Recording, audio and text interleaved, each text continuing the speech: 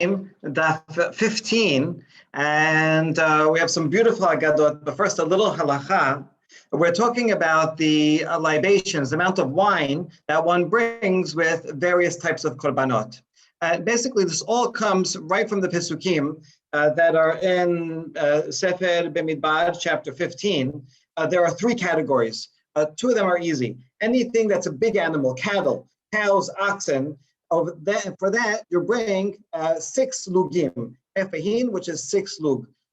So that's the last paragraph here. The first paragraph says that small animals, sheep and goats, you bring 3 lug of wine together with them. So I got it 3 for small animals, 6 for large animals. There's one exception for small animals, which is a ram. A ram is a male over a year old, and that instead of 3 is 4 lugim. I got it 3, 4, or 6. 6 for all big animals, 3 for all small animals, except for a ram, which is 4. That's basically the deal. That in the Pesukim and Bemidbar. And then the Pesukim end with a kind of summary. A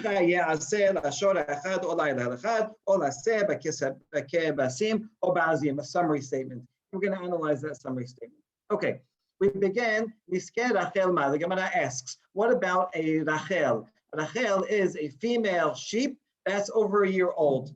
Because this was not explicit in the Mishnah, the Gemara is asking about it. So we said we can infer from the Mishnah. When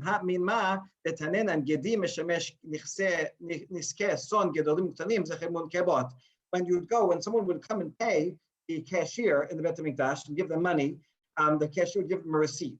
A receipt that said Gedi would serve, the Mishnah says, for all sheep, whether they are old or young, meaning more than a year old or less than a year, whether they're male or female. So there you go. Even though it only says Gedi, which is a young goat, but since that same amount is used for also an older female sheep, therefore we can learn that that's also 3. It's the same. Okay, so we answered our question. Now we're just going to go into the pasuk, that summary pasuk, and prove it and actually bring all the different cases together. Really,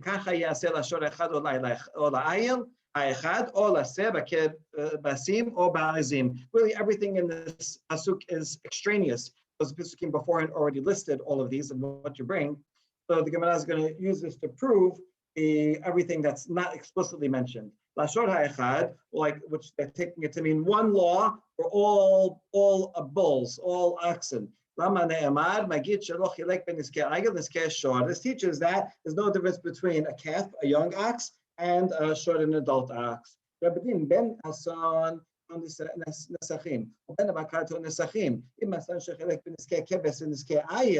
why would I have thought that there might be a difference? Because regarding sheep, there is a difference. It says that there's a difference between if it's a young or if it's a ram, adult male. And so since there is a difference there called an ayil, maybe I would have thought that there's also a difference regarding a calf and an adult bull.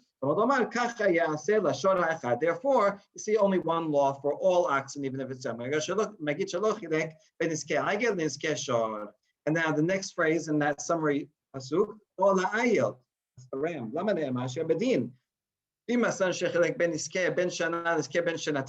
So a ram is anything 1 year old or more, and that gets 4 log. So since that's different from one that's less than a year old, that gets only 3, I might have thought, just like there's a difference between 1 and 2 years old, maybe when it gets to 3 years old, you have to give more. Therefore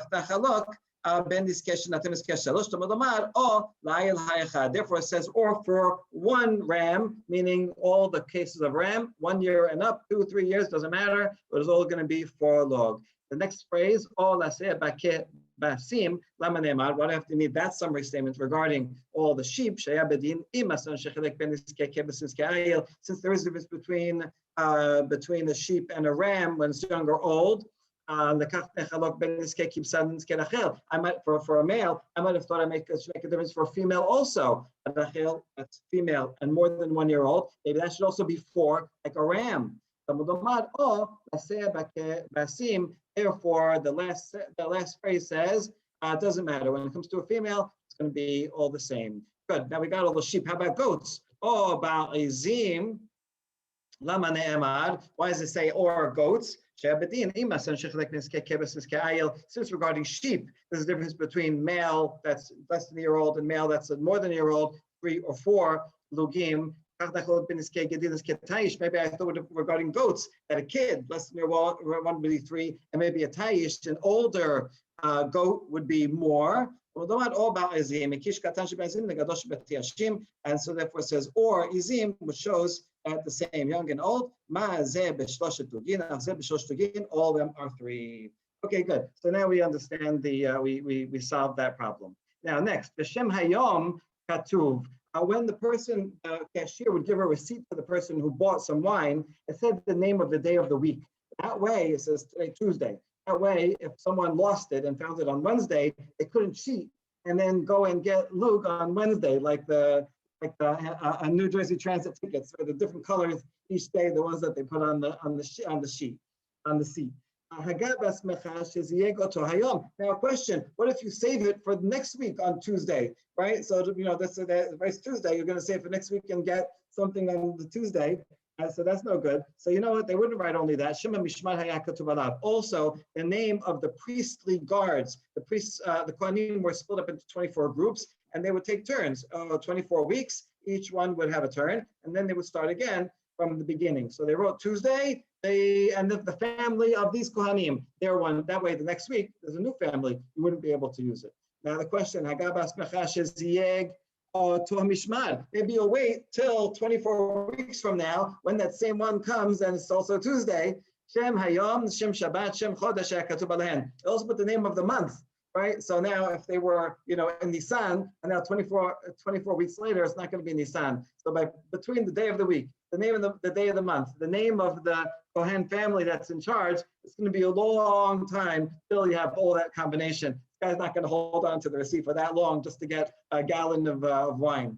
So Afilo says Zayeg and Masul is Zayeg. So that way you won't be able to match it up in the future. Okay, so that's the system that they use. Very interesting when you can get the details of exactly what was written on these receipts. All right, next Mishnah is fascinating. There were different chambers, closets that were in the Bet HaMikdash within the courtyard. One of them was called the Chamber of Secrets. Sounds like a Harry Potter thing, right? And we'll see why it's called that. And the other one was the Chamber of Vessels. The Chamber of Secrets is Lishkat Chashayin, Yerechet Notin Letocha B'Chashai. People who feared sin would deposit money there in hiding. They want to give money to charity. Instead of giving it directly to a poor person, they would put it in this, and then nobody would know that they gave. They gave it anonymously, not to take credit. And then poor people who were from noble families, they would support themselves from there in secret. The point is, since they were from noble families, it was embarrassing for them to go and beg. Maybe someone who was born in a poor family, so he wouldn't be embarrassed. He could go ask around and beg for money. But someone from an aristocratic family, so they would be able to maintain their dignity and go to that chamber and take money that they needed. And that way, both the givers and the takers did so anonymously and maintained the dignity. Right?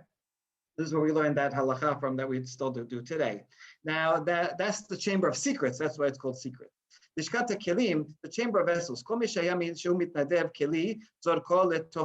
say someone wants to donate. I want to donate a salt shaker, a glass, right? So I could take I take it and I deposit it in that chamber. Once every 30 days, the treasurers would open up that storeroom and look through all the donations. If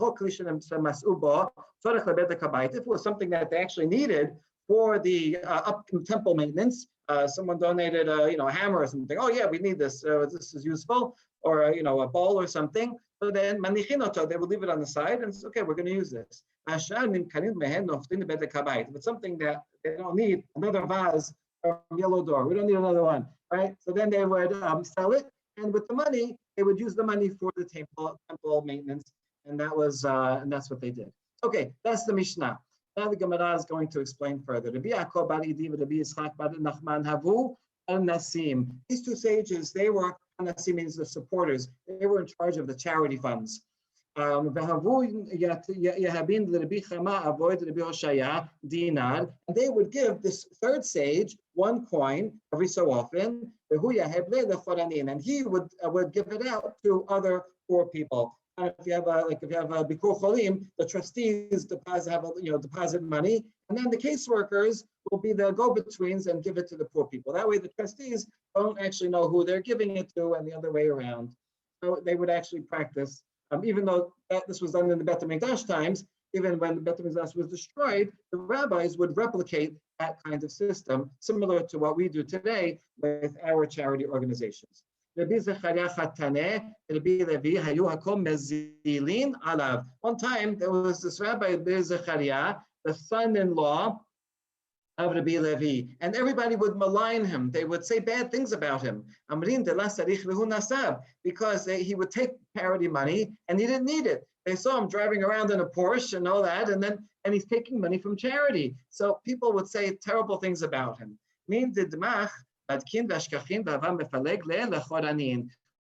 After he died, they checked his finances and found out that actually he was taking that money not for himself, but to distribute to other poor people. And that way, no one would know that he was doing this great chesed. He didn't want to publicize it and take credit for himself, and the poor people wouldn't know where it was coming from.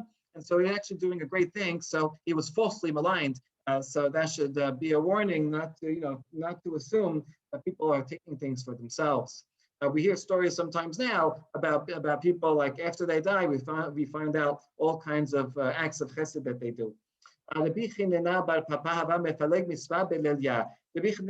he would go and give out charity at night. Maybe when people were sleeping, he would put money into their door slots, and so that way nobody would know that he was doing it. One time, the head of the evil spirits found him at night, and during the night it's dangerous to go out. There's all kinds of evil spirits. So the chief evil spirit said, "Hey, what are you doing out here at night? You're dangerous." The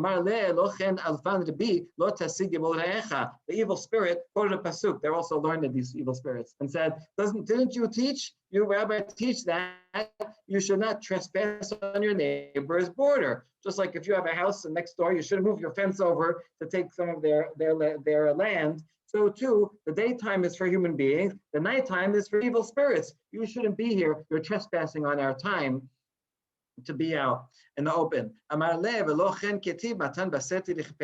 So we cannot quote counters him with another pasuk in Mishle that says, "Matan baseter," a gift in secret pacifies anger. So even if God is angry or I'm worthy of punishment, it won't happen when I am giving money in secret. When the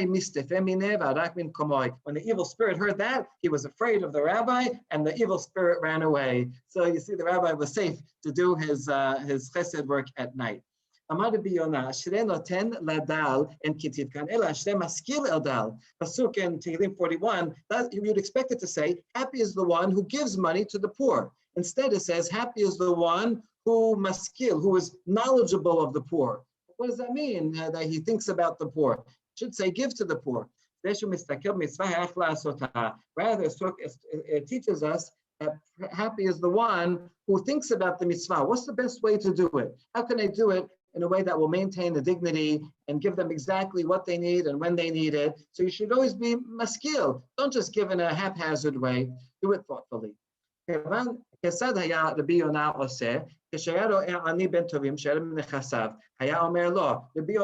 would he do if he saw someone who was once a very dignified ben tovim from a rich family, and his business lost his business, he's down and out? What would he do? He would go over to him. He says, "Beni, b'shvil sheshamati shenafla lecha yerusha makom acher." He knew that the poor person wouldn't want to take charity. He's too proud to take charity. So he would say, "I heard that you're going to get an inheritance from somewhere. Inheritance is coming to you. But in the meantime, I guess you need some money, the bridge loan. Here, take this money, and you'll pay me back when you get your inheritance." But they both knew that there was no inheritance coming. After he took the money, then Rabbi Yonah would say, "You know what? It's a present. Don't worry. You never have to pay me back." And so that way, he would give in a thoughtful way and maintain their dignity. asabin biyomenon. Man dahavayahiv lehon miben resha shata lesomaraba havun nasbin. So this Rabbi Chia Barada related that in our days there were elderly people who didn't like to take money. They would only receive charity between Rosh Hashanah and Yom Kippur. Because they said, that's our income for the year, right? Just like we all say, the income for our year is decided on Rosh Hashanah and sealed on Yom Kippur. So too, even though they're poor people, that's their income, whatever they take. If someone tried to give them money after Yom Kippur, they would not take it. So they gave people an opportunity to give charity during that time, but not afterwards. After that, they said, that's our income for the year. Okay, next story, Nehemiah ish shichin. Nehemiah, here they translate the well digger. More likely, he was from a place called Shichin, that's a city. Someone from Jerusalem happened to meet him. The poor person says, merit through me with a chicken. What does that mean? In those days, when someone was asking for money as a beggar, they wouldn't say, please give me money. They would say, I'm doing you a favor. I want to give you merit, right? A merit of giving charity. So please give me a chicken. That way you can get merit, right? So merit, you're going to give charity no matter what. So get your merit of charity through me by giving me a chicken. Okay, so you have to remember to understand the story. In those days, chicken was considered more expensive than meat, right? Even finer dining than meat was to have a fine bird. So Nehemiah from Shichin said, listen, I'm not giving you a chicken, but listen, here's some money to buy some meat. Isn't that sufficient? That should be enough. The poor person took the money, bought a piece of meat, ate it, and died. Right? His body wasn't used, digestive system wasn't used to eating meat. He needed to buy the finest bird, and he died because of that. And Nehemiah went out and cried. He felt so guilty. He said, everybody come and eulogize the person that Nehemiah killed, meaning that I killed, right? So he felt responsible. You learn from here, it's not up to the giver to say, I don't think you need this. So this is enough for you, right? Whatever are the needs of the poor person, that's what the giver should try to give. The Talmud Bavli in Masechet Ketuvot has a parallel to the story where the person says, I need some fat chicken. And the rabbi says, yeah, just take some lentils, right? I eat lentils with me. He eats lentils and died. And then it says the same line, everybody, you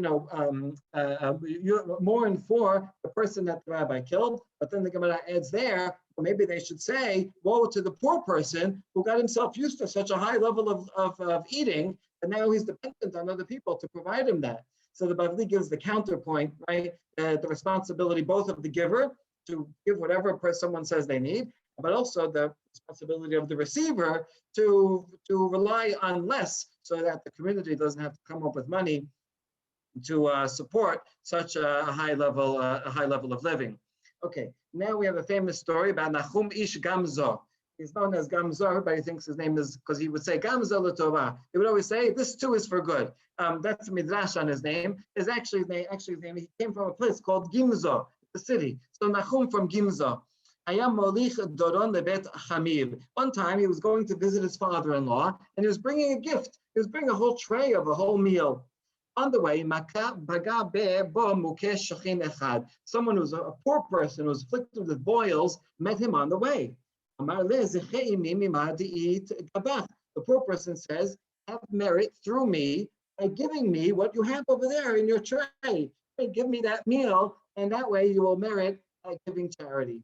Nachum says, on the way back, I'll give you something. You don't want to give him the present he's going to give to his father-in-law. On the way back, I'll give you something. So he went to his father-in-law, hung out there. On his way back, he saw the poor person with boils that he had died. He was so hungry, he couldn't last those extra few minutes till he came back. Nachum Ish Gamzo felt very guilty.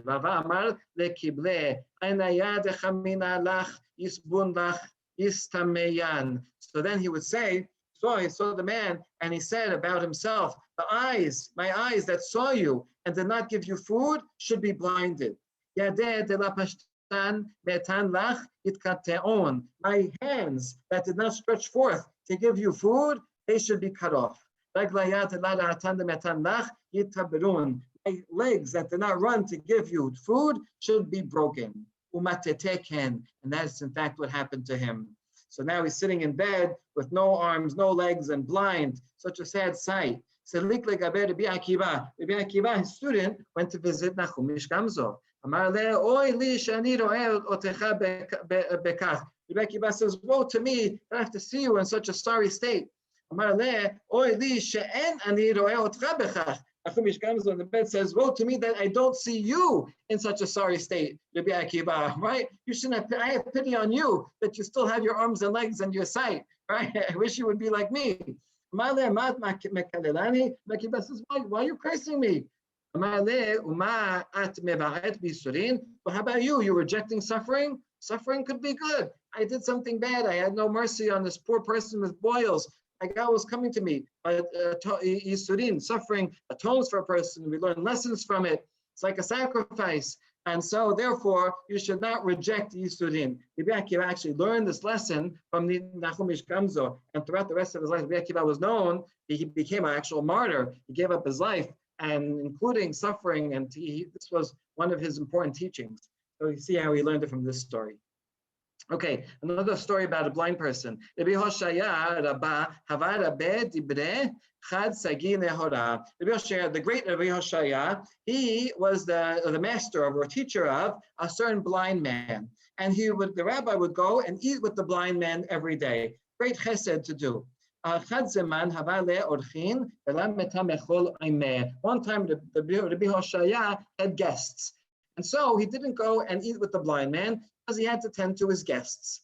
But on the next day, he felt bad about it, or in the evening, that evening, he went to the blind person to explain, to apologize. Please do not be angry at me. Begin to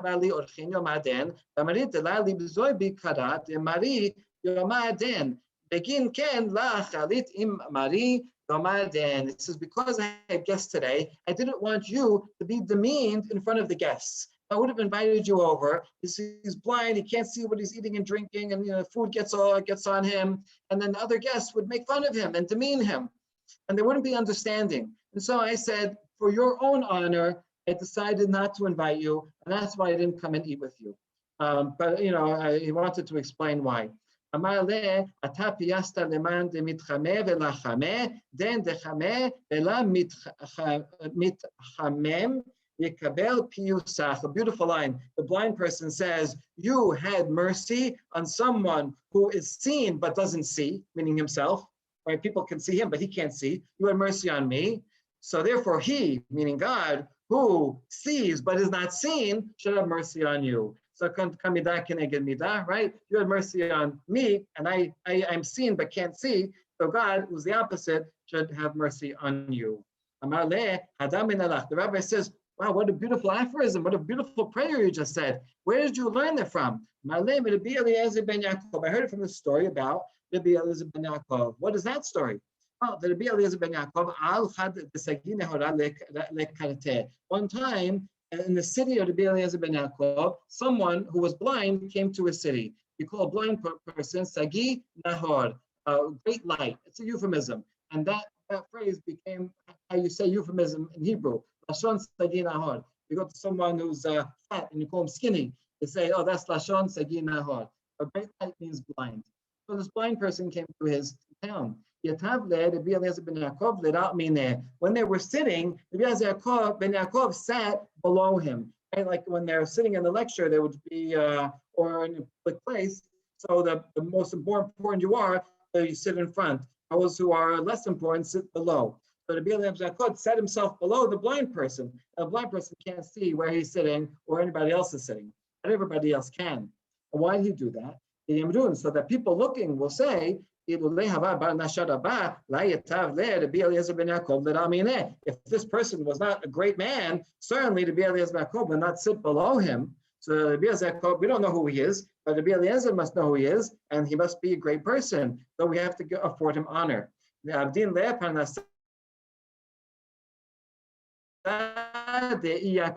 Everybody gave him presenthood and helped him out because he was so important. I mean, I'm sure they would give charity anyway and help him somewhat, but because they thought he was such an important person, they gave him a lot. And the blind person didn't know why everybody was being so nice to him. He says, what is all this? What is all these gifts that people are giving me? So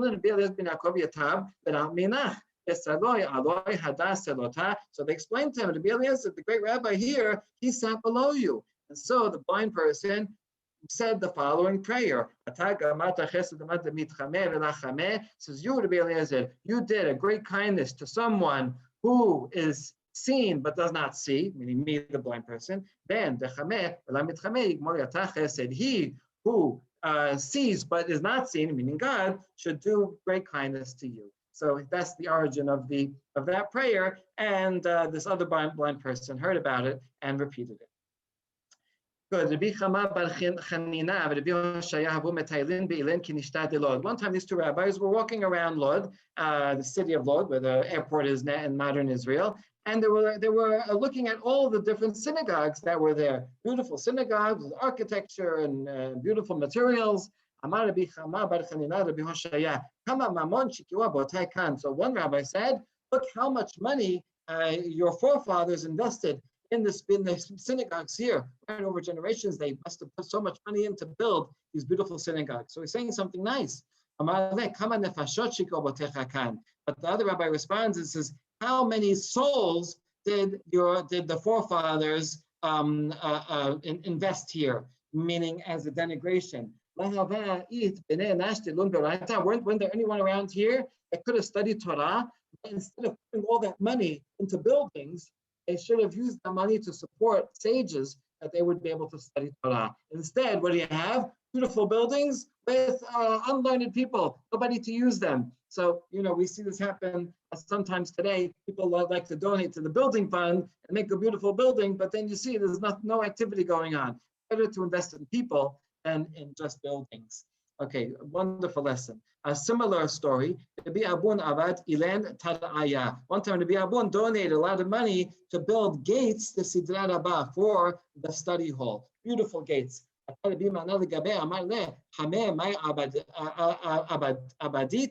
Mana comes to him and Rabbi Abun says, sir, did you see? Look what a beautiful contribution I made, right? Isn't that impressive? Because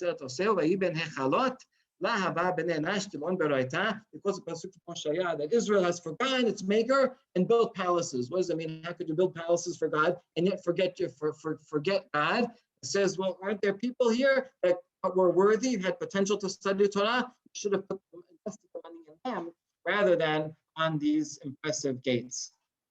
Okay, great lesson. And now we end this perek. Going back to some of the halacha, Taneh, Kodshe Mizbeach Mosin et Hara'ui lahen mikodshe bedek habayit, and Kodshe bedek habayit Mosin et Hara'ui lahen mikodshe Mizbeach. So the things that are holy for the altar, if you don't have enough of them, let's say you don't have enough wine, right, for the communal offerings, would go for that. But if not enough money and need some extra, so you could go to the fund for the temple maintenance called Bedek Habayit, and you could take some and raise it to a higher level and use it to buy wine for the libations. That's permitted. The other way is not permitted. If there's not enough funds for the temple maintenance, you can't take money that was donated for sacrifices to something consecrated on the altar and then use it for temple maintenance because that's a lower level. So that's what the Braita says. We ask a question on that. We said in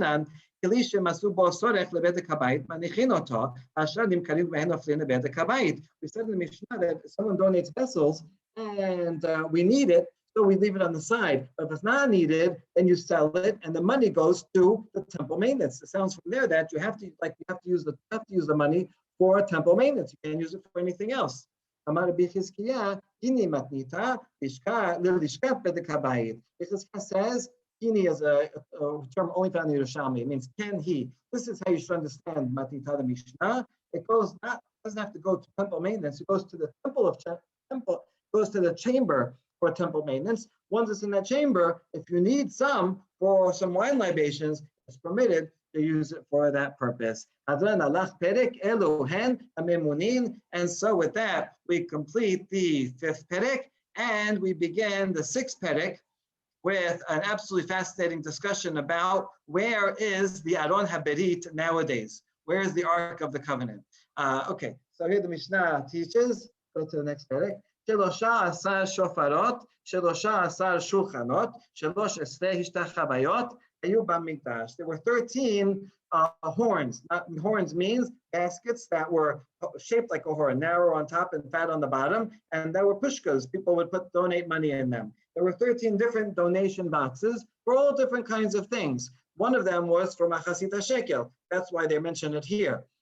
One of them was Machasita Shekel for the previous year, in case you forgot to bring it last year. Another one was for birds, if you have to bring a bird offering. Another one was for a burnt offering that comes from birds. Another one is for wood, to provide wood for the mizbeach. Another one for frankincense. Another one for gold. Another one for money that it was extra money that you had set aside for a sin offering, but now you don't have to use anymore, or extra money that you set aside for a guilt offering, Hashem, money left over for a zav or zava, money left over from a nazir, money left over for a guilt offering for a leper, and donations for burnt offerings of animals.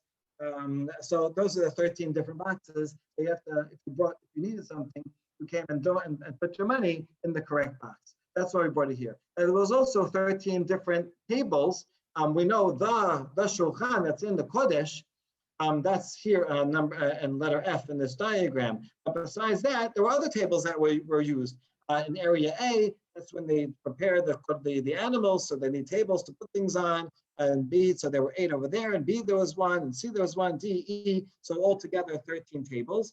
And there was also 13 places. If someone was coming to visit the Bet HaMikdash, they would bow in 13 different stops for important and holy things, which we'll get to on the next step. Now, Shabbat Rabbi Gamliel v'Shabbat Rabbi Hanania ben Sagan HaKohanim Yishtachavim ב-14. The dynasty of Rabbi Gamliel, he was the Nasi, and also the family of Rabbi Hanania, who was the vice Kohen Gadol, they had a 14th spot that they would bow down. Everybody did 13. They had an extra place where they would bow down. Where? Regarding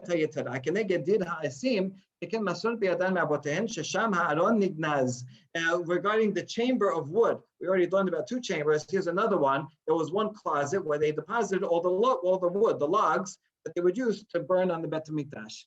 They had a family tradition that the Aron HaKodesh existed in the first Bet HaMikdash time, right? But at the end of the first Bet HaMikdash, it was gone. It was hidden. It went somewhere. Nobody knows where it is. The entire time of the second Bet HaMikdash, the Kodesh Kodashim was empty. There was nothing there. There was no Aron in the Kodesh Kodashim. So where did it go? They had a family tradition that it was buried under the chamber of wood.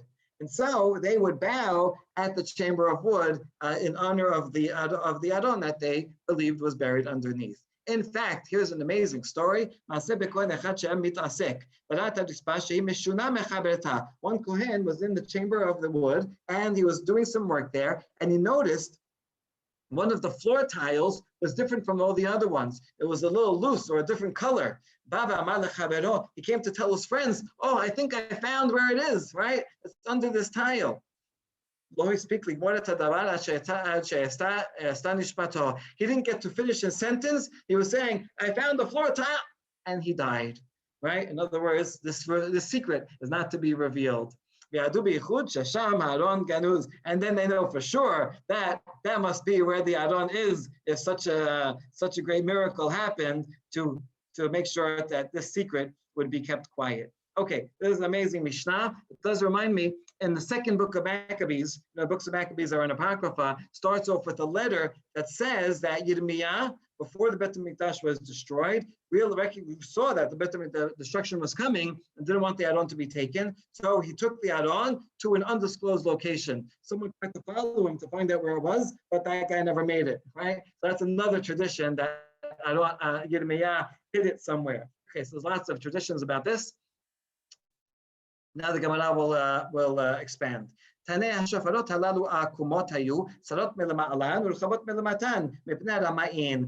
collection boxes were shaped like a horn and narrow at the top, wide at the bottom, so that cheaters wouldn't be able to stick their hand in, and they look like they're putting money in, but actually taking money out. So because it's narrow on top, they couldn't do that.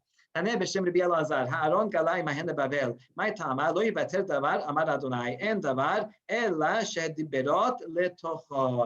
So there's now a different opinion altogether. The Aron is not under the Bet HaMikdash, but rather when Bnei Israel went to Babel in exile, they took the Aron with them. How do we know that? Well, one time King Chizkiah, he had invited foreign dignitaries and showed them all the treasures, which he shouldn't have done. It's not nice to boast about the private treasures. And so Yeshaya, the Navi, came and said, because you did that, everything that you've stored up is going to be carried to Babel. Not one thing will be left. One thing is called Lo Yivater Davar Davar. Now, Davar is the same word as Diberot. So Davar is referring to the thing, the ark, where the Diberot are stored in it. That will be taken to Babel. So that's a hint in the pasuk that the Aaron went to Babel with them. וכן הוא אומר, לתשובת השנה שלח המלך נבוכדנצר רביהו, בבל העם כלי חמדת בית אדוני. And similarly in Divrei Yamim, it talks about Galut Yehoiachin, that at the Yehoiachin only was king for 3 months. And so at the turn of the year, Nebuchadnezzar came and took Yehoiachin to Babel, together with all of the desired vessels of God. What's the desired vessel? What's the most desired vessel? Well, that's the Aron. So that's a second hint that the Aron was taken to Babel. That's the first opinion here. Now, Rabbi Shimon ben Lakish Omer, also known as Resh Lakish, Bimkomo haya Aron nignaz. No, it was not taken to Babel. It was buried right there, right under the Kodesh Kodashim. That's where it is. How did Hadahu dichtib? Arichu habadim yera'u rashi habadim el hakodesh el pinei hadabir velo yera'u hachutza. In describing the temple that Solomon built, says that the staves, the rods that they used to hold the Aron, they were very long. They were so long that they protruded from the Kodesh Kodashim. Now there's a curtain, right? The parochet that separates between the Kodesh and Kodesh Kodashim. And so these two sticks protruded, and they could be seen a little bit from outside. But it also says they could not be seen. So you couldn't see them because of the curtain, but you could see them protruding just a bit. And then the pasuk ends that they are there until this day, Ad Hayom Hazeh. Now, when's Ad Hayom Hazeh? You could be reading it today. So that means that it is still there. You can go there, you won't see it. It means it's buried underground under the Kodesh Kodashim. So that's the second opinion here. While we're mentioning this pasuk, we're going to say a derasha about it, explanation. Pasuk seems to contradict itself. It says that these sticks can be seen, then it says they couldn't be seen. Well, which one is it? They're kind of seen, but actually not seen. They looked like the two dadim of a woman, that you can kind of see the protrusion, but you can't see because it's covered by the cloth. It's a very interesting analogy to bring this kind of intimate analogy. I think it makes sense because we think of the relationship between Hashem and Israel as husband and wife, although here it's switched. Usually Hashem is the husband and Bnei Israel are the wife. I think this actually makes more sense in terms of the love for Torah. The rabbis made an analogy of their love for Torah was like the love that they felt for a woman. That's why before it talks about the Torah as chemdah. Something that they have great desire for, and so they use this very interesting analogy. Okay, now we have the opinion of Rabbanan. Rabbanan Amre, B'dishkat dir ha'esim haya Aron ganuz. No, it wasn't taken to Babel. It wasn't under the Kodesh Kodashim, but rather it was under the chamber of wood. Here's the same story with a little more elaboration as we saw in the Mishnah. There was one Kohen who had a blemish. Now, a Kohen who has a blemish, he can't serve in the Beth. He can't do korbanot because he has a blemish. So he would get a job to check the wood, make sure there's no worms in the wood, because it's not nice to have worms in the wood. And so he was checking that. He saw the floor in one spot was different from the floor next to it. So he said, oh, he must be here. That's where the Aron is buried. He went to tell his colleagues that here's the spot, he found it. He couldn't finish the sentence until his soul left him. And then they knew that it must be there. Rabbi Hoshaya, הקיש עליה בקורנס ויסת אש usrafatu. Abraita says that he banged on it with a mallet and to see, maybe it's loose over there, see what's under there, and fire came out and burned him. Sounds like a booby trap from the Raiders of the Lost Ark, right? So maybe this is the source of the movie. Taneh Rabbi Yehuda ben Lakish Amar. This is Yehuda ben Lakish, maybe the brother of Rabbi Shimon ben Lakish, said there was, we're talking about the Aron, שני ארונות היו מהלכים עם משרה במדבר, אחד שהייתה התורה נתונה בתוכו, ואחר שהיו שברי לוחות נתונים בתוכו. Actually two, you thought there was one ark, there was actually two. One of them had the Torah in it, the other one had the broken luchot in them. זה שהייתה התורה נתונה בתוכו היה מונח בעול מועד, one had the complete Torah, that would have stayed in all mועד all the time. How do we know that? הדהו דכתיב, ארון ברית אדוני, משה לא משו מקרב המחנה. That Aaron and Moshe never left the machane. So you see that Aaron, I mean Moshe obviously left and did things, but that Aaron with the full Torah stayed in the Ohel Moed all the time. And there was another one. And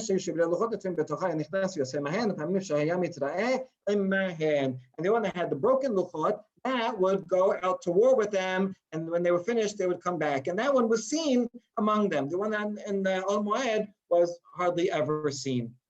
Never seen. Okay, so there you go. So that according to this, Rabbi Yehuda ben Lakish, there was two Arons. The rabbis disagreed and said, no, there was only one Aron that had everything in them. And one time, when the Jews were going out to fight the Philistine, they brought the Aron out with them so that Hashem would be fighting with them, and it was captured. A famous story. We're going to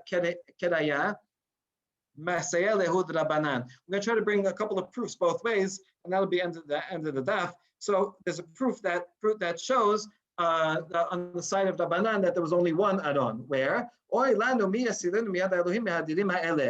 they bring out the Aron against the Philistine say, woe to us! Who's going to save us from these mighty gods?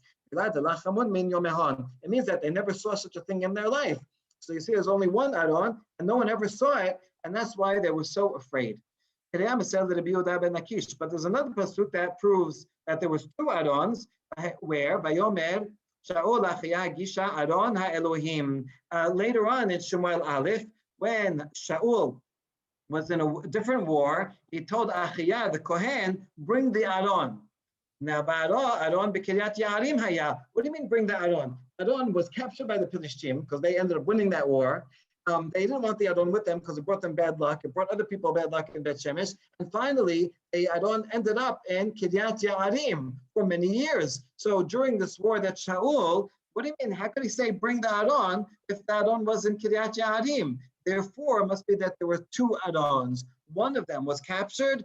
The other one they still had, and that's why Shaul said in the middle of the battle, oh, we need the Aron, bring the other one. Okay, so this seems to be a good proof that there was in fact two Arons. What's Rabbanan going to do about this?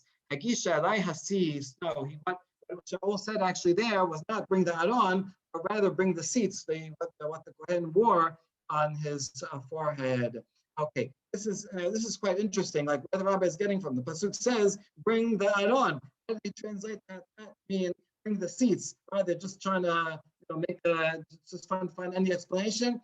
Actually, if you look in the Septuagint says instead of Hagisha Elai Aron, it says Hagisha Ephod.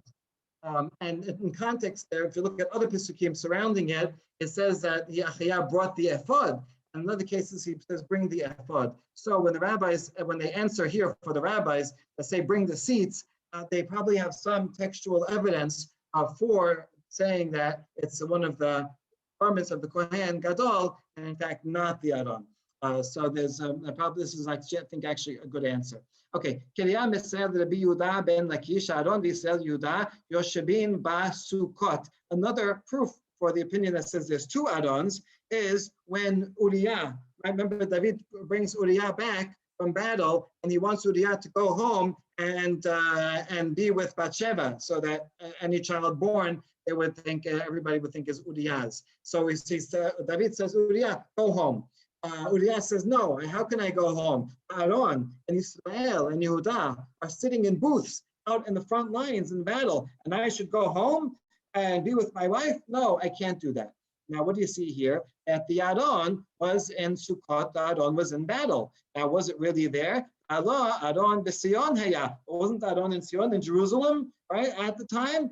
There's no proof from this, but this is an assumption the Gemara is making. So how could that be? Therefore, it must be that there's two Adons, one with David and Yerushalayim, and one was out in the battle. This seems to be a good proof. Avdin l'Rabanan. What are the rabbis going to say? Because they say there's only one Adon. Sechach shehu kikirui l'adayin lo nibna bet habechira. Says no, the Adon, when it talks about booths, it's not booths that were on the front lines of battle, but rather he didn't build the Bet HaMikdash yet. And so the Adon, even though it was in Sion and Jerusalem, it was in a booth-like structure because the Bet HaMikdash was not yet built. And so that's what Uriah meant. How can I go home when the people are out in battle and the Adon does not have a home yet?